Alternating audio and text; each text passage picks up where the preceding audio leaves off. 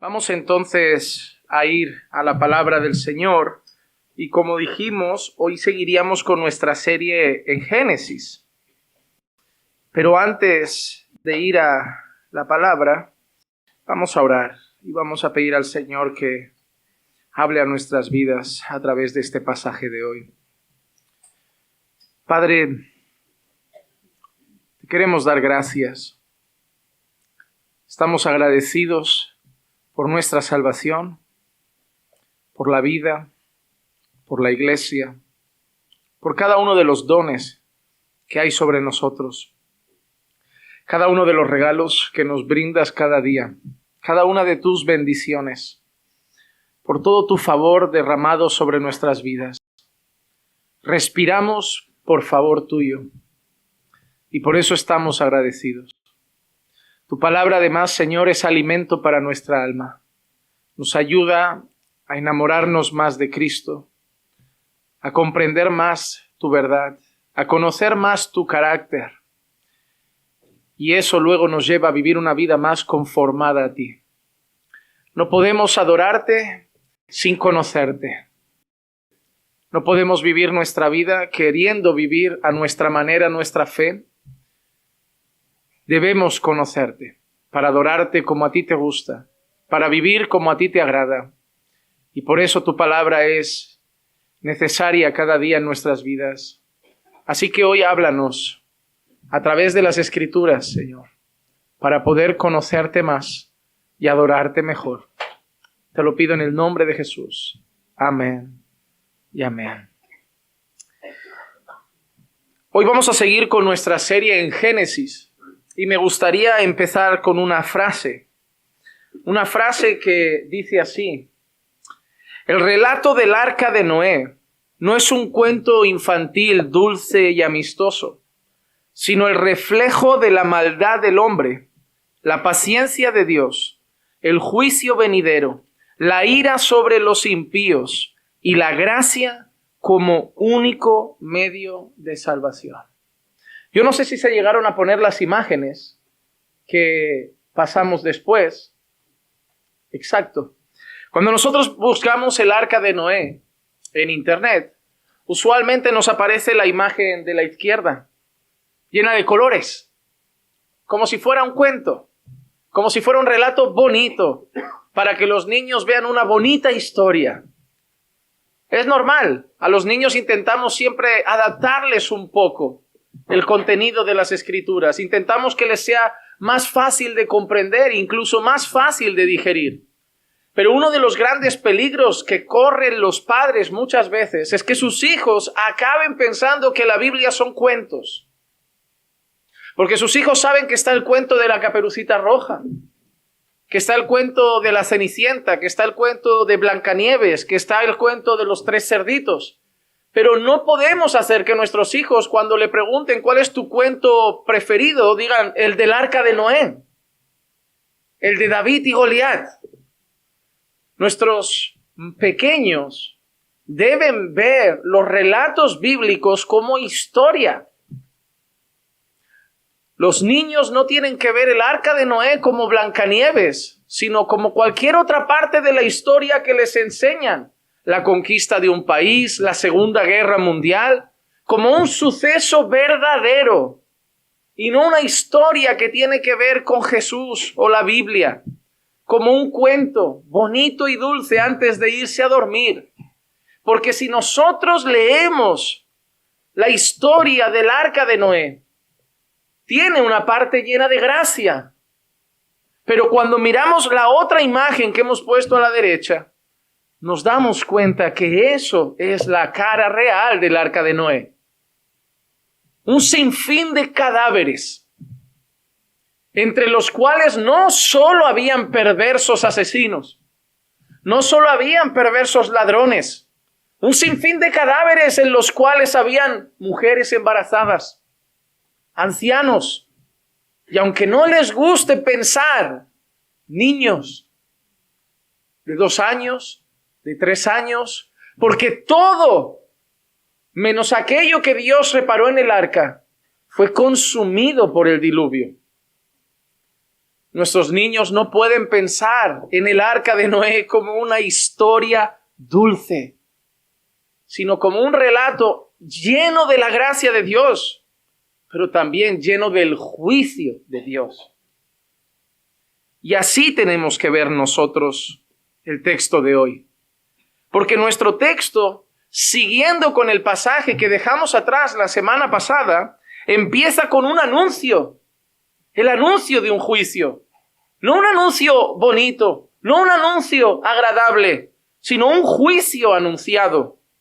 En Génesis capítulo 6 y el versículo 13, dice lo siguiente: entonces Dios dijo a Noé: he decidido poner fin a toda carne, porque la tierra está llena de violencia por causa de ellos.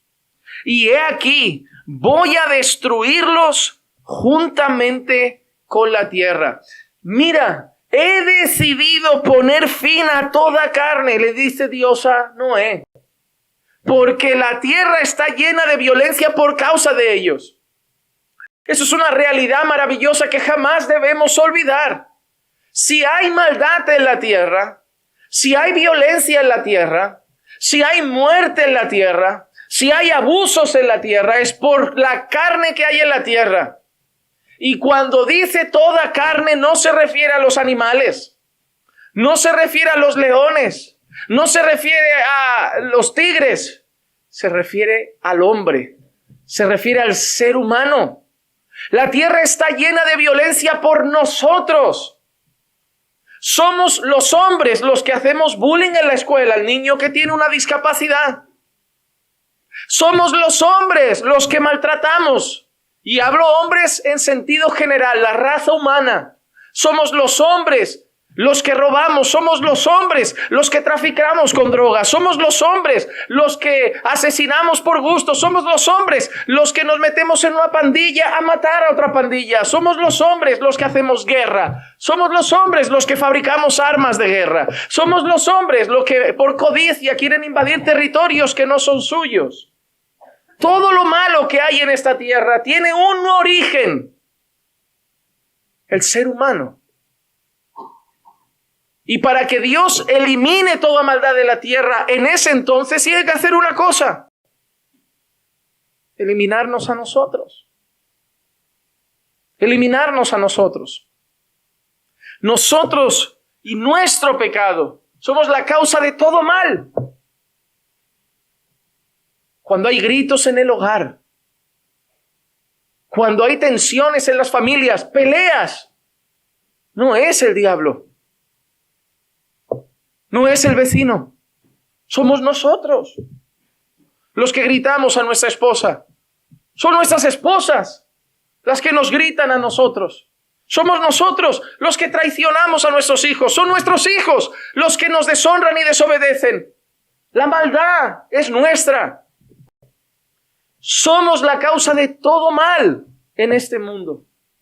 Y Dios dice: he decidido poner fin. He decidido acabar con todo. Imagínate las veces que tú en algún momento de tu vida, en algún ambiente, circunstancia, trabajo, en alguna cosa vivida, has llegado hasta un límite de tu paciencia que has dicho: se acabó, hasta aquí, pongo fin, no puedo más. Eso es lo que Dios expresa, mirándonos a nosotros. Mirándonos a nosotros, Dios decide poner fin. Porque la tierra está llena de violencia por causa de ellos. Y he aquí, voy a destruirlos juntamente con la tierra. No es el diablo hablando, es Dios hablando. Y algo que me gusta de Génesis es que muestra la cara real de Dios. Porque en muchas iglesias hoy solo se conoce la mitad de Dios. La paciencia de Dios, la bondad de Dios, la misericordia de Dios, la gracia de Dios, el amor de Dios. Pero se habla poco de la ira de Dios, la santidad de Dios, la justicia de Dios. Y vamos a ver la expresión de su ira contra el pecado. Este es Dios. Hermano amado, el Dios que envió a su Hijo a morir por tus pecados es el Dios del diluvio. El Dios que sana a un enfermo y da vista al ciego y levanta al paralítico es el Dios del diluvio. Es el Dios que le dijo a un rey, ve a esa nación y mátalos. Es el Dios que se tragó a un pueblo en el desierto. Es el Dios que consumió Sodoma y Gomorra con fuego y azufre.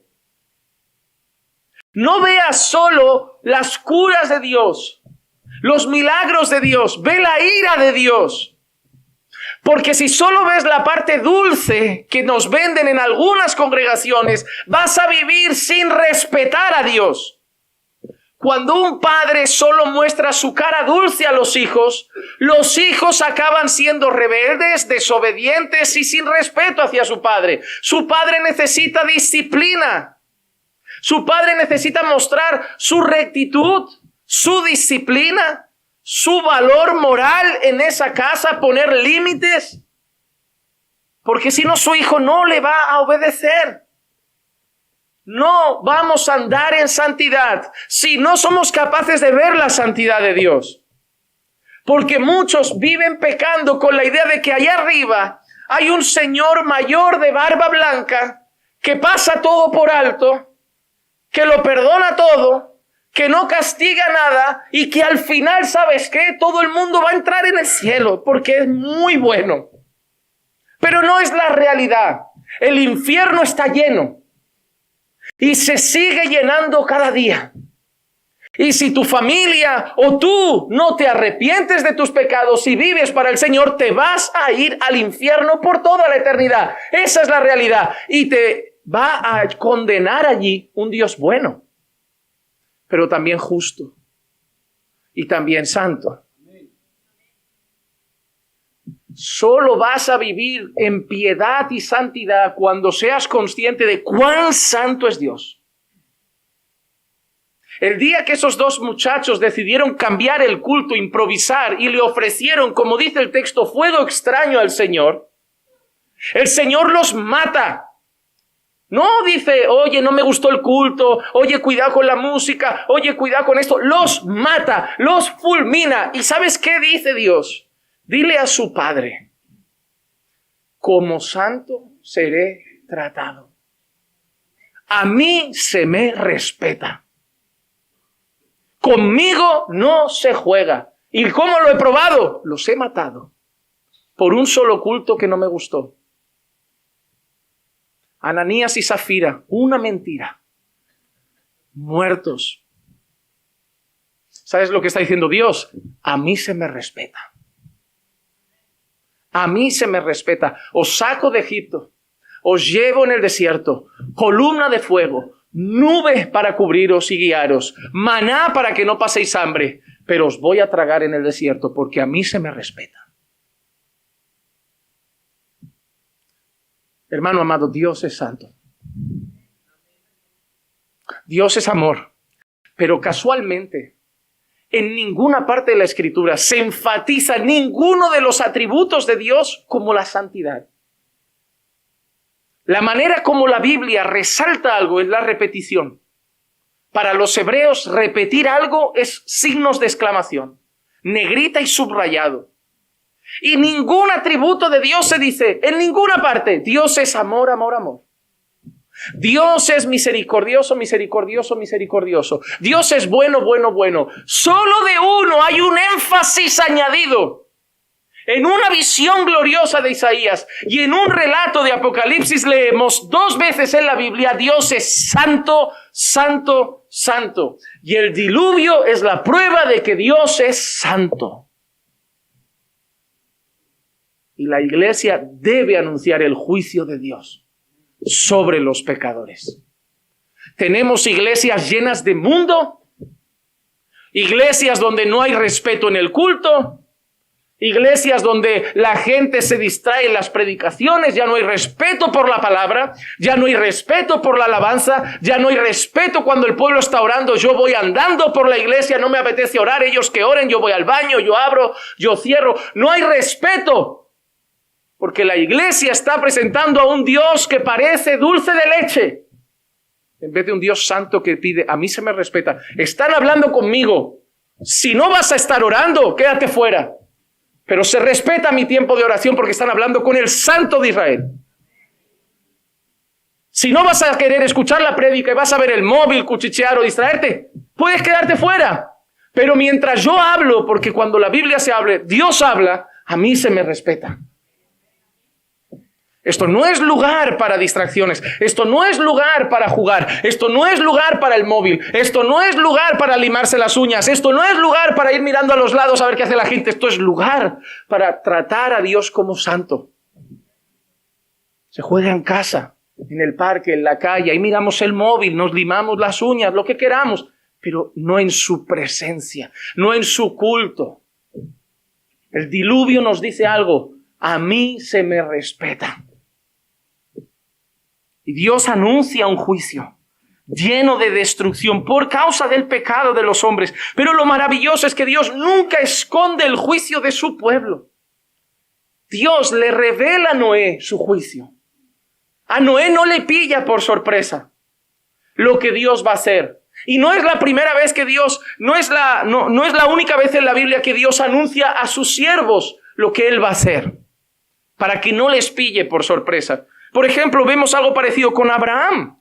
En Génesis 18, versículo 17 y 18 dice lo siguiente: y el Señor dijo, ¿ocultaré a Abraham lo que voy a hacer? Puesto que ciertamente Abraham llegará a ser una nación grande y poderosa, y en él serán benditas todas las naciones de la tierra. Mira qué pregunta, ¿ocultaré a Abraham lo que voy a hacer? ¿Alguien que haya leído Génesis un poco sabe lo que iba a hacer Dios en esa historia? ¿Qué iba a hacer Dios? Destruir Sodoma y Gomorra. Pero mira qué hace. Ocultaré a Abraham lo que voy a hacer. ¿Avisaré o no a Abraham? Claro que lo aviso, es mi siervo. Hay un propósito para su vida de redención. Tiene un propósito en el plan de redención. Por eso Dios también advirtió a Noé. De la misma manera podemos ver, ¿ocultaré a Noé lo que voy a hacer? No es parte de mi propósito en el plan de redención. Abraham es parte del propósito en el plan de redención. Y sabes que doy gracias a Dios que a mí no me ha ocultado tampoco su juicio.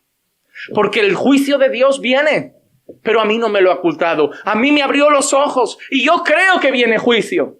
Y yo creo que viene un juicio en el que todo el mundo pasará delante del Señor y muchos serán condenados por toda la eternidad. Y a mí Dios no me ha dejado rebelde, negando el juicio. Me abrió los ojos y el corazón y yo creo en ese juicio. No encubrió el juicio de Noé, no encubrió el juicio de Abraham. Y por su gracia no lo ha encubierto de nosotros. Porque hay un mundo ahí que no sabe que viene juicio, y hay un mundo ahí que no cree que viene juicio, y hay un mundo ahí que se burla de ese supuesto juicio. Pero a sus siervos, Dios les ha revelado el juicio. Nosotros no solo somos conscientes de la gloria que viene, también somos conscientes de la condenación que viene. Y si sabemos de un juicio, no podemos callar. No podemos callar eso. No puedo saber que alguien va a morir. Imagínate que tienes una enfermedad, cáncer. Y tu médico piensa, ¿cómo le digo esto? Le voy a arruinar la vida. Le voy a hundir en la miseria. ¿Cómo le diga hoy cuando venga por la analítica y le diga, mira, lo siento, es cáncer? Se me deprime, se me viene abajo, le voy a estropear la tarde, la semana, el mes, el año. ¿Sabes qué? Me lo callo. Y a lo mejor un tiempo después esa persona cae desplomada en casa y ya está moribunda y está sin peso en los huesos. ¿Qué ha pasado? Mira, no te lo queríamos decir por no amargarte, por no enfadarte, por no entristecerte, por no deprimirte, pero es que tenías cáncer. Ya, pero si me lo hubieras dicho, podíamos haber peleado con la quimio, podíamos haber peleado de alguna manera, podíamos haber intentado enfrentar a esto, no. Ya, pero no quería que estuvieras triste, pero es que ahora ya no tengo oportunidad, ahora me muero, ya no hay cómo luchar. Nosotros no podemos evitar a la gente que porque no tengan un mal día, una mala tarde, un momento tenso, ocultar el juicio y ofrecer la oportunidad de que se arrepientan de sus pecados. Yo veo evangelistas, creyentes, que su manera de evangelizar siempre es ocultando el juicio.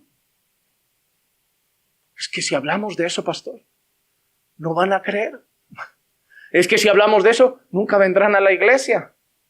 Vamos a contarles lo bonito de la historia. ¿Pero qué es lo bonito de la historia? No, pues que Jesús murió por sus pecados. ¿Y sabes qué significa la muerte de Jesús? Juicio. Es que la historia de la salvación es una historia de juicio. Un juicio que o pagas tú o paga Jesús. Pero un juicio que se tiene que pagar. Y yo doy gracias a Dios que no pago yo. Que lo pagó Jesús por mí. Pero el juicio hay que pagarlo. Toda mi condenación vino sobre Él. Todo lo que yo iba a pasar por la eternidad vino sobre Él. Alguien tenía que pagar. Hay que pregonar el juicio de Dios. Ezequiel capítulo 7, versículo 1 al 3 dice: y vino a mí la palabra del Señor diciendo: y tú, hijo de hombre, di, así dice el Señor a la tierra de Israel: el fin viene sobre los 4 extremos de la tierra. Ahora viene el fin sobre ti, enviaré mi ira contra ti. Te juzgaré conforme a tus caminos y traeré sobre ti todas tus abominaciones. ¿Sabes por qué mataban a los profetas? Hoy se los rifan. A los supuestos profetas hoy se los rifan. Hoy los llevan de un país a otro a sus campañas, porque los profetas de hoy, ¿sabes qué dicen? Dios trae cosas grandes. Veo algo grande. Veo un ángel con una llave. Veo una puerta abierta. Veo una ventana abierta. Veo una casa. Veo un coche. Veo empresas. Veo lujos. Veo prosperidad.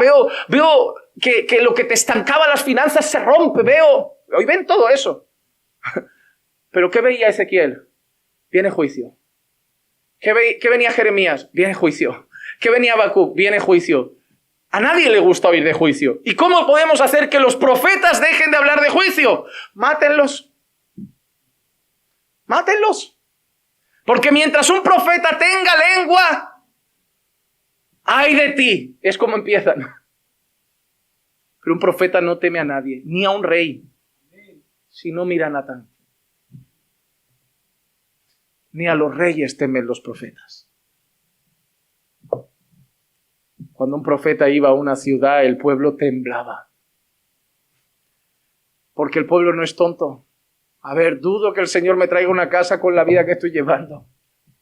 Dudo que el Señor me traiga una llave de una mansión con la vida que estoy llevando. Y si ese profeta camina con Dios, y si ese profeta anda con Dios, sabe cómo ando yo. Y lo que viene a decir no va a ser bueno. Porque los fariseos querían matar a Jesús. Porque decía que era Dios. En parte. Porque hacía eso. En parte. Pero también porque les ponía el dedo en la cara y decía: ¡ay de vosotros! Yo sí que sé la verdad. La gente os aplaude. La gente se inclina y dice: tienes que ser como Nicodemo. Cuando seas grande, hijo mío, ojalá llegues a los zapatos de Nicodemo. Y Jesús miró a Nicodemo y le dijo: tienes que nacer de nuevo. Aquellos iban con sus bordones largos, sus túnicas, sus ropas sacerdotales, farisaicas. Y Jesús los miraba y dice: por dentro están muertos. Solo quieren ser aplaudidos. Y los fariseos por dentro: maten a ese hombre ya. Cuando se levantan predicadores estilo Hillsong, todo el mundo llena esas iglesias. Todo el mundo quiere ese mensaje, hasta el mundo. Te llevas a Hillsong un mundano y te dice: me encantó tu iglesia. Le encantó. ¿Cómo le puede gustar a un mundano la iglesia? Si el mensaje le va a doler. Porque o bien se arrepiente y cree, o bien odia el mensaje. Porque dice la Escritura que el impío no prevalece en la congregación de los justos. Y si el impío está a gusto en la congregación de los justos, es que no son justos, sino que son impíos como él. Hermano amado, la gente hoy prefiere una dulce mentira que una amarga verdad. Prefiero seguir creyéndome la mentira de que soy cristiano y en esa iglesia estoy cómodo, que ir a una iglesia donde no me hagan sentir cristiano. Por eso muchos en aquel día dirán, Señor, Señor. Y si tú dices, Señor, Señor, no va a ser porque yo no hice mi trabajo. El día que muchos digan, Señor, Señor, si han estado aquí, se acordarán de sus pastores. Porque yo no quiero que llegues allí diciendo que fui el más guay. Pero si dices Señor, Señor, no será porque faltó advertencia desde este púlpito. Daremos nuestra vida para que ninguno lo tenga fácil para irse al infierno en esta iglesia. No podemos salvar a nadie, pero vamos a mostrar una puerta estrecha, porque la ancha no lleva al cielo. Prefiero que un día me encuentres por las calles celestiales y digas, gracias. Al principio te tenía una manía, pero gracias. Ahora, en medio de este mensaje de juicio, Dios encomienda un medio de salvación. Porque hay juicio, pero hay medio de salvación. Y aquí es un arca. En Génesis 6, 14 al 16 leemos, hazte un arca de madera de ciprés. Harás el arca con compartimentos y la calafatearás por dentro y por fuera con brea. Y de esta manera la harás. De 300 codos la longitud del arca, de 50 codos su anchura y de 30 codos su altura. Harás una ventana en el arca y la terminarás a un codo del techo y pondrás la puerta del arca en su costado. La harás con piso bajo, segundo y tercero. A lo largo de la historia, muchos predicadores han querido buscar a Jesús en el arca. Y Jesús es el arca, no está en el arca. Lo que hay gente que lo busca en cada elemento del arca. Miramos, madera. Ahí, bueno, Jesús, eso puede representar la cruz. La ventana, eso puede representar la luz que entraba. La ventana era para que entrara luz en el arca. Y Jesús es la luz de este mundo. Yo no sé si apostaría que cada elemento lleva a Jesús, pero el arca sí. El arca era el único medio de salvación. Y Jesús es el único medio de salvación. No hay que ir quizá más fondo que eso. Lo curioso del arca es esto. La palabra arca aquí es la palabra tebá. Significa arca, arquilla, caja, cofre. Y no sale solo una vez en la Biblia. Sale en otra ocasión. En Éxodo capítulo 2 y el versículo 3 leemos así. Pero no pudiendo ocultarlo por más tiempo, tomó una cestilla de juncos y la calafateó, esa palabra. Hoy me va a amargar el día. Suerte que creo que ya no la digo más. Con asfalto y brea. Entonces puso al niño en ella y la colocó entre los juncos a la orilla del Nilo. En el momento que se buscaba el exterminio de esos niños, deciden poner ¿a qué niño ahí? Moisés. Y qué casualidad que también calientan, y lo voy a decir así, protegen de la temperatura ambiental con asfalto y brea esa cestilla. Así como se puso brea en el arca. Pero es que la palabra que aquí se traduce como cestilla es la misma palabra que arriba en Génesis se traduce como arca. La misma palabra. El arca que llevó a Noé dentro para su salvación es el arca, de alguna forma, que llevó a Moisés dentro para su salvación. Noé fue guardado de un diluvio. Moisés fue guardado de un río bien peligroso. Pero en ambos casos hay una cosa curiosa. Ambos eran hombres que tenían historia en el plan de redención de Dios. Todos aquellos que Dios incluye en su plan de redención entrarán en un arca. Ellos entraron en la de Noé. Moisés entró en el arca que llama cestilla. Y nosotros entramos en Cristo. Pero todos aquellos que están dentro del plan de redención entrarán en el arca. Y el arca solo tiene una entrada. La cestilla de Moisés solo tenía un espacio para que el niño fuera introducido. El arca de Noé solo tenía una puerta. Y la puerta es Cristo Jesús. No hay otra entrada al arca, sino la puerta. Y no hay otra entrada a la gloria eterna, sino la puerta. Y esa puerta es nuestro Señor y Salvador Jesucristo. Juan capítulo 10, versículo 9 dice, yo soy la puerta.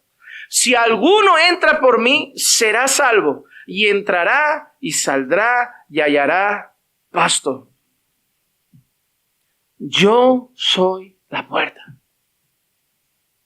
Al arca solo se podía entrar por la puerta. A la gloria solo se puede entrar por la puerta. Y esa puerta es Jesucristo. No es María. No son las buenas obras. No es la perfecta obediencia de los hombres. No es el guardar todos los mandamientos, porque eso es imposible para nosotros. La única entrada a la gloria es la puerta que es Cristo Jesús. Hay que decirle al mundo que viene un juicio sobre sus vidas, pero hay una puerta y no está cerrada, está abierta. Está abierta. Una puerta a la que tenemos que invitar a todos. Una puerta a la que tenemos que invitar a nuestros familiares. Una puerta a la que tenemos que invitar a nuestros compañeros de trabajo. Una puerta a la que tenemos que invitar a nuestros vecinos. La puerta está abierta y debemos decirle al mundo que la puerta está abierta. Debemos decirle al mundo que el juicio de Dios viene, pero también decirle al mundo que la puerta para no recibir ese juicio está abierta. Porque hay una noticia muy triste. Porque no estará abierta siempre.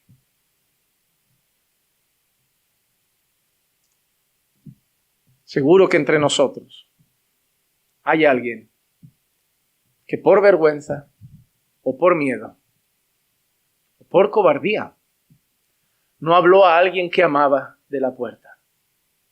Y esa persona un día murió.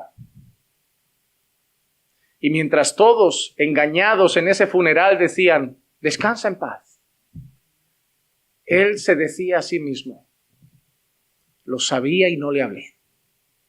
Fui cobarde. Y ya la puerta no está abierta para él. La puerta no va a estar siempre abierta para tu hijo. Y la muerte de tu hijo no tiene por qué llegar con 80. Puede llegar con 20. Puede llegar con 30. La puerta no va a estar siempre para nuestros padres abierta. Ni para nuestros hermanos abierta. Y el mundo no sabe de la puerta, pero tú y yo sabemos de la puerta. Hay un relato de la Escritura que me da miedo, porque siento que hay una gran responsabilidad sobre nosotros. Hay un relato en el que el Señor dice, si hay una atalaya y ve peligro y no avisa, la gente que muera morirá por su culpa, pero a la atalaya yo les demandaré su sangre. Pero si el atalaya les dice, viene enemigo, viene juicio, y la gente lo ignora, la gente morirá por su culpa, pero del atalaya yo no diré nada, porque él hizo su parte. Si la gente después de alertarles se pierde, yo hice mi parte. Pero yo sé que voy a estar delante del Señor y a lo mejor enfrento la pregunta de ¿por qué no le dijiste nada? Él está en el infierno por sus pecados, no por ti. Pero ¿por qué no le dijiste nada? Tan valiente que eras para defender a Cristiano Ronaldo. Tan valiente que eras para discutir por Messi y el fútbol. Tan valientes que sois para hablar de ideología de género. Tan valientes que sois para hablar de feminismo. Tan valientes que sois para defender a vuestros candidatos políticos. A veces siento que somos más valientes para defender nuestras ideologías que a nuestro Señor. Siento que a veces damos de frente para defender valores, pero somos cobardes para hablar de Cristo. Yo me he visto en mesas levantar la voz con autoridad y decir, porque la ideología, porque el feminismo, pero no he hablado así para presentar a Jesús. He permitido que no toquen mis valores delante de mí, pero he escondido a Jesús.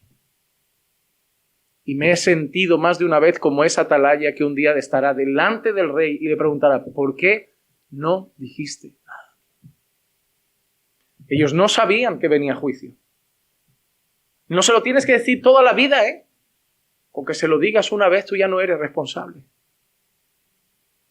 Yo no lo tengo que decir cada día a lo mejor, ni cada minuto, ni cada hora. Pero una vez sí. Una vez sí. Solo una vez es necesario. Y puede haber salvación. Porque la realidad es que la puerta no siempre estará abierta. En Lucas 13:25 leemos, después que el dueño de la casa se levante y cierre la puerta, y vosotros estando fuera comencéis a llamar a la puerta diciendo, Señor, ábrenos. Él respondiendo os dirá, no sé de dónde sois. Hermano amado, hay gente que se quedará a la puerta, pero ya estará cerrada. Pero mientras está abierta debemos decirle a la gente, viene un juicio, pero hay una puerta. Ahora, el Señor también anuncia el alcance del juicio. Versículo 17 de Génesis 6. Y he aquí, yo traeré un diluvio sobre la tierra para destruir toda carne, en que hay aliento de vida debajo del cielo. Todo lo que hay en la tierra perecerá. ¡Wow! Ese es el alcance del juicio de Dios. Toda la tierra. Absolutamente toda la carne. Absolutamente todo lo que tiene aliento perecerá. Y hermano amado, no dice el diablo traerá un diluvio. No dice la madre naturaleza traerá un diluvio. No dice el universo traerá un diluvio. Porque te voy a decir una cosa, yo me estoy encontrando últimamente gente que parece más espiritual, pero me dicen, no soy religioso, soy espiritual. Digo, cuéntame eso. Yo creo en el universo. ¿Cómo es eso? Lo que tengo me lo ha mandado el universo. El fruto de la cosecha me lo ha dado la madre tierra. Estás peor que yo. Yo pensaba que yo estaba mal, pero tú estás peor. Pero ahí ves la necedad del hombre. Dios no existe. El universo me manda las cosas. Dios no existe. Pero yo soy un borde porque soy Géminis. O soy romántico porque soy Aries. Yo me quedo. Pero yo no creo en Jesús. ¿Y en qué crees? En Capricornio. En que Saturno, Venus y Júpiter se han alineado y tengo un buen día. Y que hoy estoy feliz porque hay luna llena. Y eso significa que la patata va a crecer fuerte. Y el tomate va a dar más fruto. Digo, por el amor del Señor. Yo te digo, amado hermano, que a veces tengo esas conversaciones e intento no reírme porque me lo dicen serio. Yo tampoco quiero que se rían cuando le hablo de Dios y yo... Dame serenidad porque por dentro me está entrando una carcajada. Pero yo quiero que me respeten. No me puedo burlar de ellos. Pero a veces me entra una de estas de ser como Elías y digo, a ver, llama al universo, que me traiga ahora un bol de patatas o algo. Me siento así como, ¿por qué Elías tuvo ese tono irónico? Yo disfruto esa historia. Pero no hay que ser como él. que a veces usamos las historias que nos apetecen. Como yo me burlo porque Elías se burló. Cuando andes como Elías, ores como Elías y vivas como Elías, intenta actuar esa parte con Elías. Porque me parece que lo único que tienes de Elías es la burla. Y me parece que eso no era lo que Dios nos quería enseñar en la historia. Pero lo más bonito aquí es que quien trae el diluvio es Dios. Quien arrasó con toda carne es Dios. Quien arrasó con los niños que habían en aquel entonces es Dios. Porque el Salmo 29:10, mira qué expresión dice. El Señor se sentó como rey cuando el diluvio. Estaba el diluvio cayendo y había un rey. Mientras el mundo se consumía por el agua, el rey estaba en su trono, gobernando las aguas, mandando las aguas. Como rey se sienta el Señor para siempre. Y así, como el juicio iba a alcanzar a toda carne, menos aquellos que Dios escogió salvar, el juicio venidero será igual. Nadie se librará del juicio de Dios. Segunda de Pedro 3, del 5 al 7 dice, pues cuando dicen esto, no se dan cuenta de que los cielos existían desde hace mucho tiempo y también la tierra, surgida del agua y establecida entre las aguas por la palabra de Dios, por la cual el mundo de entonces fue destruido, siendo inundado con agua, pero los cielos y la tierra actuales están reservados por su palabra para el fuego, guardados para el día del juicio y de la destrucción, no de todos, de los impíos, porque algunos han entrado por la puerta. Tú y yo estamos en el arca. Tú y yo no veremos destrucción. Tú y yo no veremos destrucción. Pero ¿a quién alcanzará el juicio? Como en los días de Noé, a toda carne, a todo el que no está en el arca. Y en aquel entonces dice que fue agua, y ahora dice que será fuego. Por eso, amado hermano, hoy es día de celebrar que estás en el arca. Pero aquí hay gente hoy que no está en el arca. Y yo, en medio de todo esto, te animo a no desaprovechar la paciencia del Señor. A no jugar con la paciencia del Señor. ¿Sabes cómo ese marido que hace daño a su esposa y su esposa le dice un día, no aguanto más, cualquier día cojo y me largo? Pero no se va. Entonces él se vuelve más sinvergüenza. Porque en el fondo piensa, nunca se va a ir. Solo amenaza. Y vuelve a hacérsela y le dice, me estás cansando. Y vuelve a hacérsela y le dice, un día no estaré cuando llegues. Pero como siempre está, ya han pasado un año y otro y está, el sinvergüenza piensa que nunca se irá. Hasta que un día llega y no está en casa. Llora, pero ya no está. Ese día grita, sufre, clama, pero ya no hay vuelta atrás, se fue. Se fue. Abusó de su paciencia. Así hay muchos con Dios. Estoy tonteando con el pecado, pero Dios no castiga.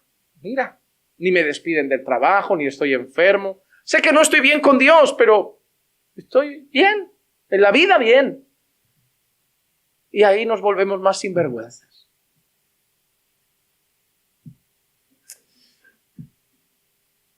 Que no te caiga un rayo. No es que Dios esté sonriendo. Es que Dios es lento para la ira. Pero es lento. No es que no se ire. Es lento. Pero el día que diga basta, horrenda cosa es caer en las manos de un Dios airado. La misericordia de Dios no es para jugar, es para agradecer. Porque a veces hacemos cosas que sabemos que el salario del pecado es la muerte. Nos despertamos por la mañana y nosotros que sabemos que sus misericordias se renuevan cada mañana, sabiendo que mereceríamos la muerte, en lugar de volvernos más sinvergüenzas, deberíamos llorar quebrantados y decir: merezco muerte y me volviste a levantar. Ayúdame a obedecerte. No quiero abusar de tu gracia, quiero honrar tu gracia. No abusemos de la paciencia de Dios. Salmo 103:8, compasivo y clemente es el Señor, lento para la ira y grande en misericordia, pero el día de la ira llegará. Ahora, en medio del juicio, en medio del aviso de juicio, siempre hay supervivientes. El Señor siempre ha tenido un pueblo. Igual que en los tiempos de Baal, hubieron 7,000 que no doblaron sus rodillas. Igual que en Babilonia, Daniel no se postró, ni sus amigos se doblaron ante la estatua de Nabucodonosor. Siempre ha habido un pueblo guardado por el Señor para salvación. ¿Qué instrucciones les dio Dios? Génesis 6 del 18 al 21 dice: pero estableceré mi pacto contigo, y entrarás en el arca tú, y contigo tus hijos, tu mujer, y las mujeres de tus hijos.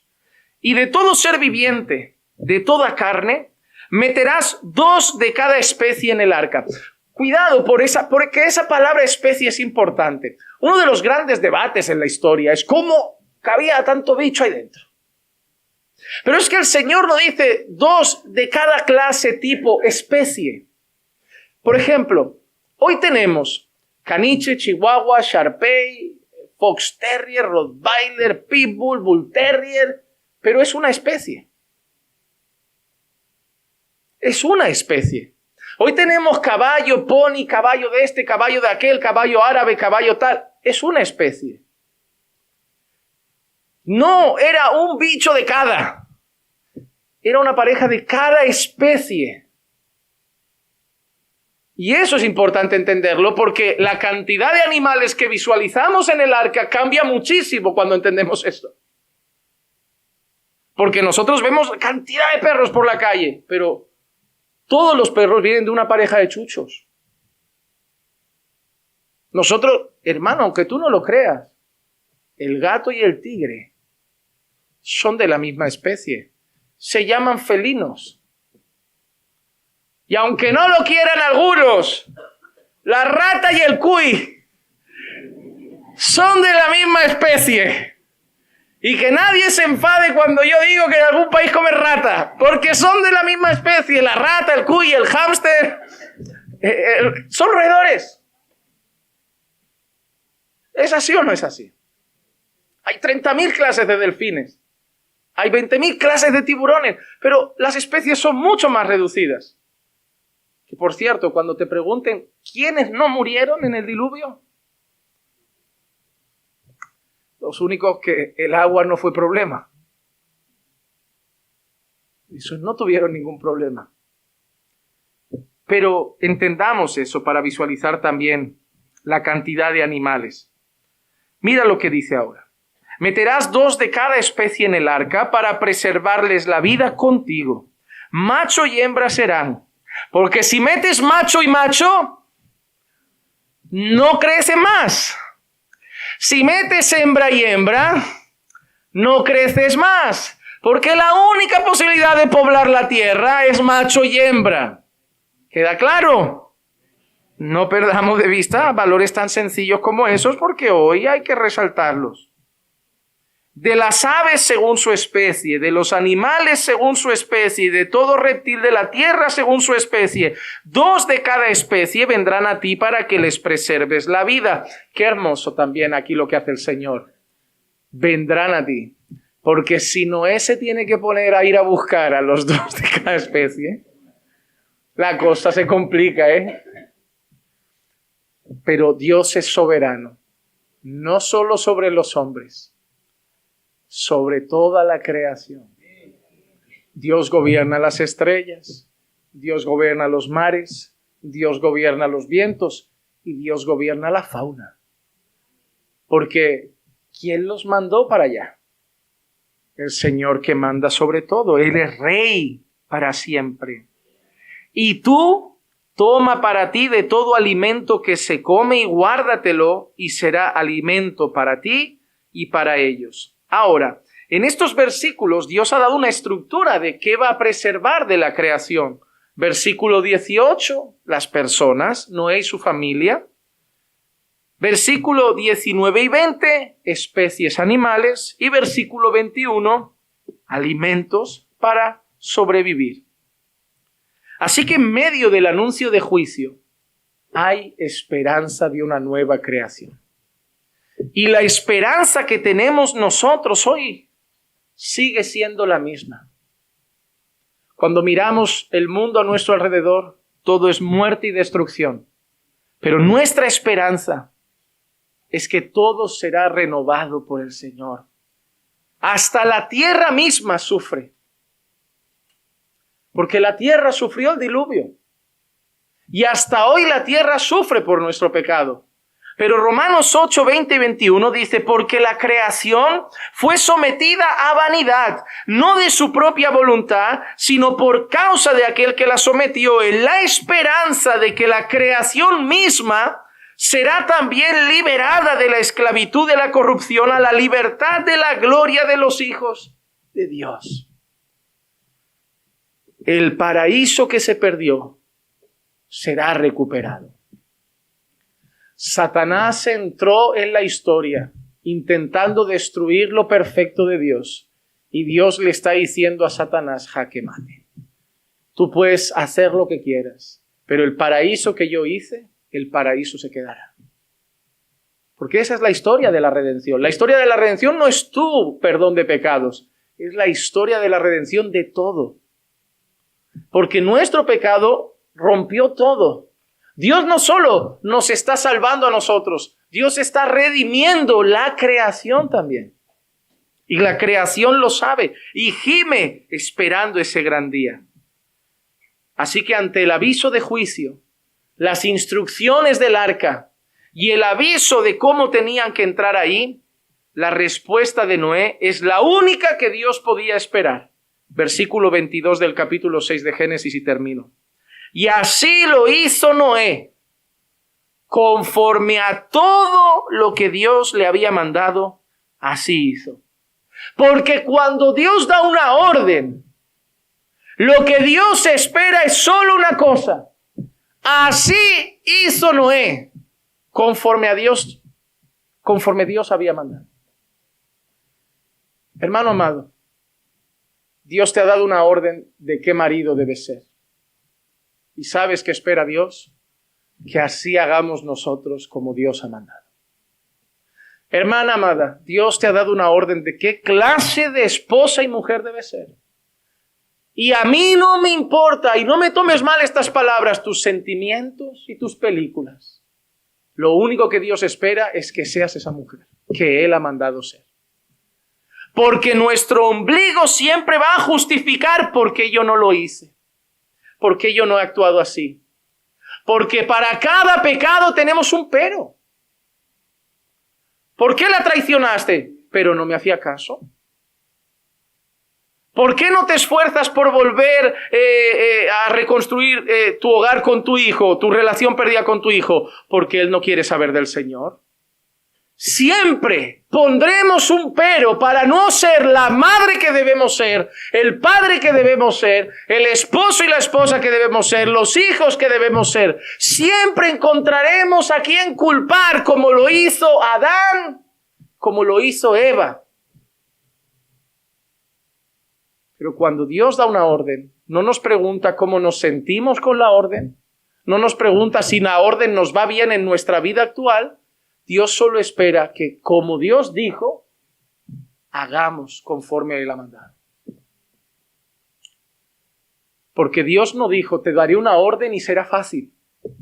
Dios no dijo, te daré una orden y tu vida será tan perfecta que cumplirla no te va a costar.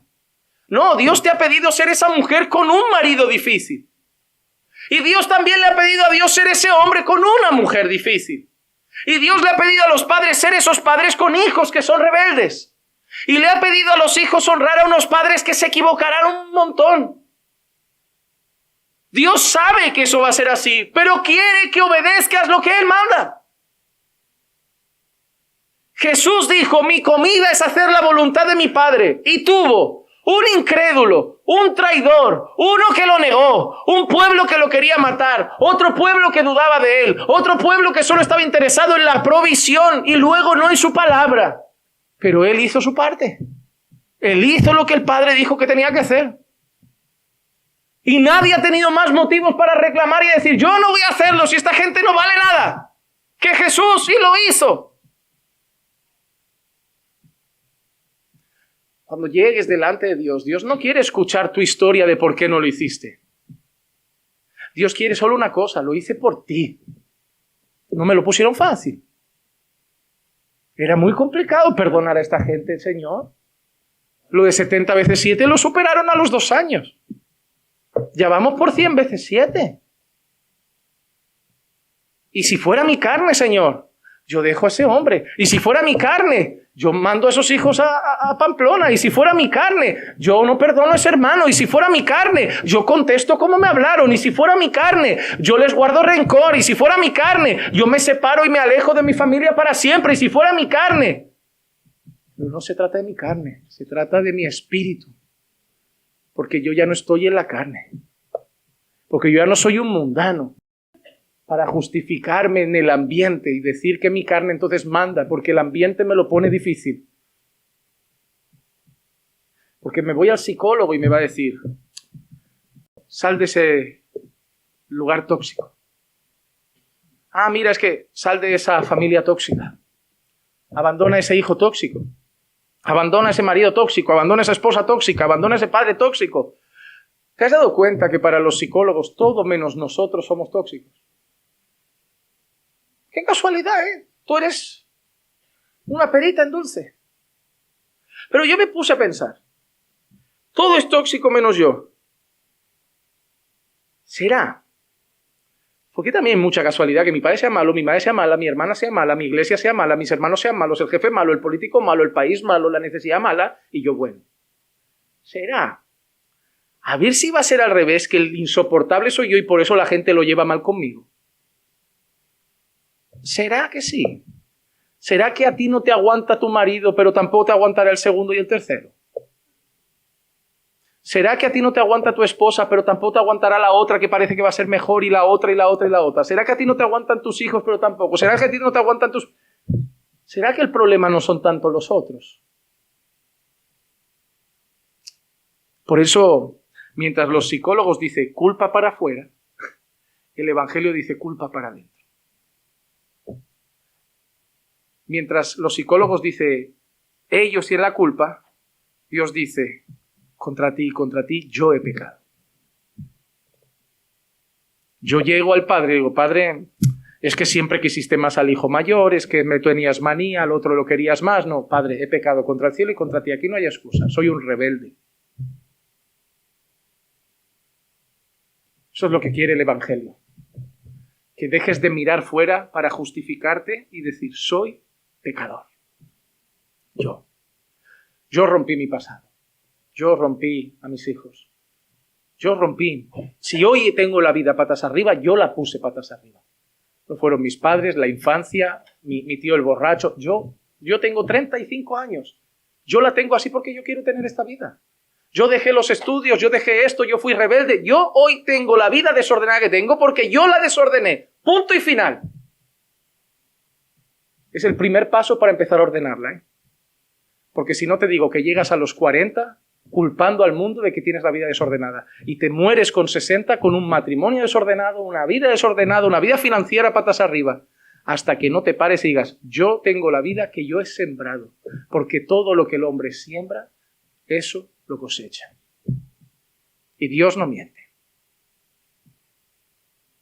El primer paso para empezar a plantar nuevas cosas es reconocer que lo que sembré hasta entonces es basura. Pero si empiezo a sembrar hoy mejores cosas, mañana no estarán, ¿eh? Tardan años en florecer. Mi vida la he destrozado años, no la puedo arreglar en 6 meses. De la misma manera tardaré años en arreglarla, pero hay que empezar un día, ¿eh? Pero Dios quiere que seamos obedientes. Y la obediencia es resultado de una cosa.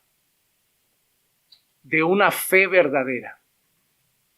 En Hebreos 11:7 dice, por la fe Noé, siendo advertido por Dios acerca de cosas que aún no se veían, con temor preparó un arca para la salvación de su casa, por la cual condenó al mundo y llegó a ser heredero de la justicia, que es según la fe. Y mira qué interesante, ahí te habla de la salvación de Noé. Heredero de la justicia, que es según la fe.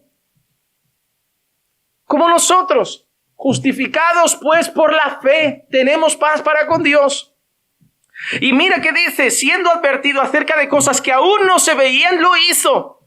Por fe, porque la fe es la certeza de lo que se espera, la convicción de lo que no se ve. Yo no que veo ni una gota, pero si Dios dice que va a haber lluvia, aquí va a llover.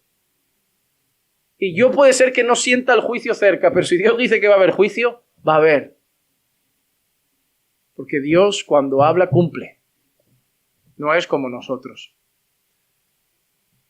Noé fue un hombre de fe y Santiago dice que la fe sin obras es muerta. La evidencia de la fe de Noé fue que Noé hizo todo lo que Dios le había mandado. Porque la salvación de Noé no es fruto de Noé. Noé entró en el arca, su esposa entró en el arca, sus hijos entraron en el arca y sus nueras entraron en el arca por la misma manera por el mismo motivo que tú y yo hemos entrado en el arca, que es Cristo. Por pura gracia. En Génesis 6:8 leímos, mas Noé halló gracia ante los ojos del Señor. Y así como Noé fue salvo por la gracia de Dios, el día de hoy la salvación sigue siendo motivada por lo mismo, la gracia y el amor de Dios. Efesios 2:8-10, porque por gracia habéis sido salvados por medio de la fe. Y esto no es de vosotros, sino que es don de Dios. No por obras para que nadie se gloríe, porque somos hechuras suyas, creado en Cristo Jesús para hacer buenas obras, las cuales Dios preparó de antemano para que anduviéramos en ellas. Las obras son el resultado de la fe. La obediencia de Noé fue el resultado de su fe. ¿Quieres saber si eres salvo? ¿Quieres saber si estás en el arca? La pregunta es fácil. ¿Estás haciendo todo lo que Dios ha mandado? Porque la fe sin obras es muerta. Te puedes pasar toda la vida yendo a una iglesia. Es más, te puedes pasar toda la vida yendo a una buena iglesia. Pero sin santidad nadie verá al Señor. Porque la santidad es obediencia. Y la obediencia es el reflejo de la fe, que es el reflejo de la gracia salvadora de Dios en nuestras vidas. Anunciemos el juicio de Dios. No abusemos de la paciencia de Dios. Y celebremos la gracia que Dios tuvo con nosotros. Prediquemos el mensaje de salvación. Vino juicio y vendrá también. La puerta está abierta. Nosotros ya estamos dentro, pero multitud de personas todavía no. Y un día se cerrará. Y no queremos estar ante Dios y decir, no anunciamos que el arca estaba abierta. Que Dios nos dé valentía y coraje para ser la iglesia que necesita en este tiempo. Como fue Noé, el hombre que Dios quiso en aquel tiempo. Un pregonero de justicia. Vamos a orar.